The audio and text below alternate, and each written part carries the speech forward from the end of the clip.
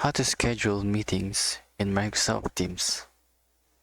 Hello everybody, today I'm going to show you the quick and simple tricks to schedule a meeting in Microsoft Teams. So first you're going to click Meet in the top left corner, and here you can see the schedule a meeting, so just click it.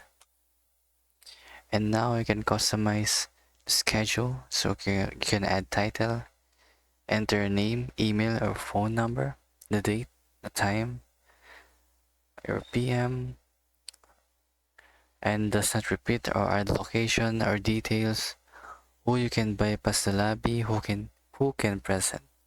So everyone, only me. So and as you can, who can bypass the lobby. So you can go people who are only invited, everyone, or only me. So that's pretty much it. So this is pretty simple ways to schedule your meetings in Microsoft Teams. So yeah, thank you.